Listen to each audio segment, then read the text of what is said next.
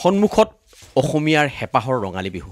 আৰু হেপাহৰ ৰঙালী বিহুক লৈ সকলো ব্যস্ত হোৱা পৰিলক্ষিত হৈছে আৰু নাচনীবিলাকৰ কাৰণে গগনা প্ৰস্তুত কৰাত ব্যস্ত হৈছে অম্লান দাস নামৰ শিক্ষিত যুৱকজন আৰু এইদৰেই অম্লান দাসে গগনাৰ লগতে বিভিন্ন বাঁহ বেতৰ সামগ্ৰী তেওঁ তৈয়াৰ কৰে এজন শিক্ষিত যুৱক হৈছে অম্লান BA পাছ কৰাৰ পিছত তেওঁ অন্য চাকৰি পাকৰিৰ প্ৰতি তেওঁ মন নিদি এইদৰে বাঁহ বেতৰ সামগ্ৰী নিৰ্মাণ কৰাৰ লগতে মুখ্যতঃ গগনা আৰু বিহুৰ লগত অনুষাংগিক যি সামগ্ৰী আছে সকলো সামগ্ৰী তেওঁ নিৰ্মাণ কৰে আৰু এইদৰে অম্লানে গগনা বনাই থকাত পৰিলক্ষিত হৈছে মোৰ লগত এই মুহূৰ্তত অম্লান আছে পুনে পুনে মই অম্লানৰ পৰা গগনাই অলপ বজাই দিবলৈ অম্লানক মই অনুৰোধ জনাইছোঁ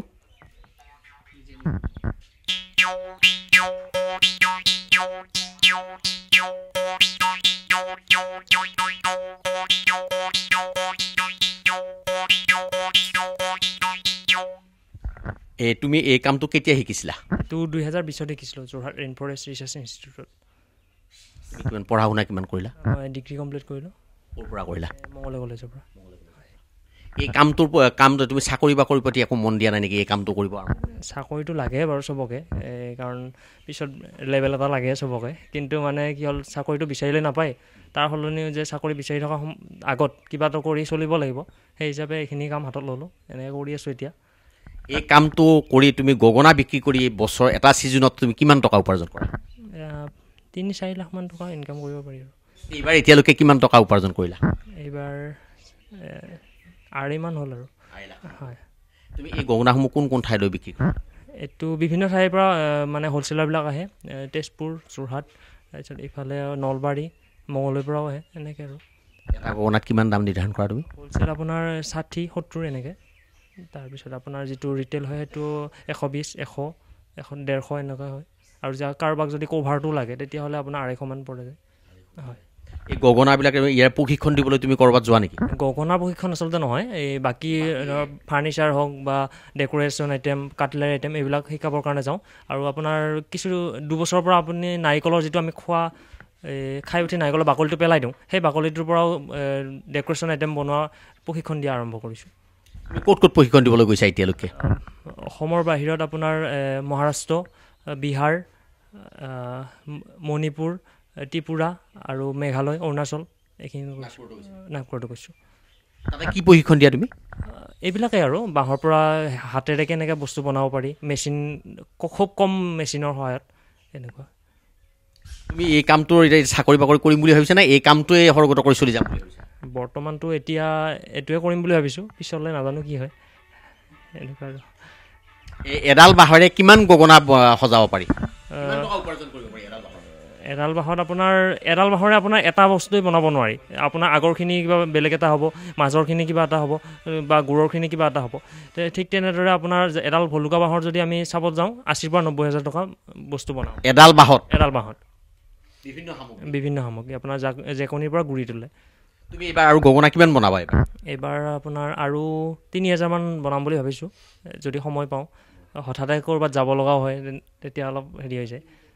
এটা গগনা এতিয়া কিমানকৈ বিক্ৰী কৰি আছা এতিয়া হ'লচেল হ'লে আপোনাৰ 70-60 এনেকৈ হয় মোৰ লগত এগৰাকী ক্ৰেতা আছে তেওঁৰ পৰা মই পোনে পোনে জানিব বিচাৰিম তেওঁ ক'ৰ পৰা আহিছে আপুনি ক'ৰ পৰা আহিছে হয় নমস্কাৰ মোৰ নামটো পৰেশ শৰ্মা মোৰ ঘৰ চিপাঝাৰত হয় পোনপ্ৰথমতে মই সমূহ অসমবাসী ৰাইজলৈকে লগতে নিউজ 18ক আন্তৰিক হিয়া ভৰা শুভেচ্ছা জ্ঞাপন কৰিছোঁ যিহেতু ৰঙালী বতৰ সমাগত কুলি কেতেকীৰ মাত মাতি আছে গছ বিৰিখত আমিও তাৰে একেলগ হৈ সহমত হৈ ইয়ালৈ আহিলোঁ অম্লান মোৰ বেছ ভাল বন্ধু হয় আৰু অম্লানে বৰ ধুনীয়া ধুনীয়া গগনা বনায় ময়ো বনাইছিলোঁ মই কেতিয়াবা বনাই দিব নোৱাৰিলে অম্লানৰ সহায় ল'বলগীয়া হৈ যায় মই অসমবাসী ৰাইজলৈকে এটা অম্লানে বনোৱা গগনা এটা বজাই দিব বিচাৰিছোঁ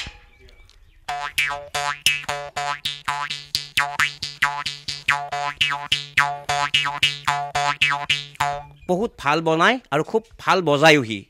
এই গগনাসমূহ আপুনি ইয়াৰ পৰা নি পেলাই আপুনি যিটো হ'লচেলত লৈ যায় ক'ত বিক্ৰী কৰে মই নলবাৰী ৰঙিয়া তামোলপুৰ গুৰেশ্বৰ এইপিনে লৈ যাওঁ ডিমাকুচি লৈ যাওঁ ৰজাগড় লৈ যাওঁ পলাকবাৰী মিৰ্জা লৈ যাওঁ আৰু নগাঁৱৰ পৰা ফোন কৰি আছে মই নগাঁৱত দিব পৰা নাই ডিব্ৰুগড় গৈছে কিন্তু মই নাইট চুপাৰত দি পঠাইছোঁ পইচাবিলাক জিপে' কৰি দিয়ে মোক আপুনি এই ছিজনত আপুনি কিমান গগনা বিক্ৰী কৰে এতিয়া মইতো প্ৰায় 30,000 মান টকাৰ বৰ্তমান বিক্ৰী কৰিলোঁ ৱৰ্কশ্বপবিলাকত গতিকে 30,000 টকাৰ মই বেচিলোঁ। এতিয়া মোক বহুতে ফোন কৰি আছে, মই এতিয়া যাবৰ কাৰণে ওলাইছোঁ। আপোনালোকক কৈছোঁ মই এতিয়া বাইহাটা চাৰিআলি যাম, বিক্ৰী কৰিবৰ কাৰণে যাম। আৰু বাইহাটা চাৰিআলিৰ পৰা কিজানি ৰঙিয়া কিমানত বিক্ৰী কৰে গগনাবিলাক? এইটো 100, মোৰ এইটো লেভেল বজাৰ 100 হয়, আৰু ভাল স্পেচিয়েলবিলাক 150, 120 গৈ থাকে। মোৰ লগত এই মুহূৰ্তত অম্লানৰ দেউতাক আছে, কি ক'ব? আপোনাৰ ল'ৰাই গগনা বিক্ৰী কৰিয়েই সি এটা ভাল পইচা ইনকাম কৰে, BA পাছ কৰি চাকৰি বাকৰি বৰ্তমানলৈকে বিচৰা নাই বা পোৱাও নাই। আপোনালোক সুখীনে? মই সুখী বুলিয়ে ক'ম এতিয়া, কাৰণ ইয়াৰ পৰা এটা কিবা আহেতো, যদি ইনকাম কৰিব পাৰে, কিবা কৰাৰ বিনিময়ত কিবা এটা পায় যদি মই সুখী বুলি ক'ম। কাৰণ কিছুদিনৰ পৰা কিছু বছৰৰ পৰা এইবিলাক কাম কৰি আগবাঢ়ি গৈছে। যিবিলাক সি কৰি আছে এইবিলাক সকলোৱে বিচাৰে। গতিকে এই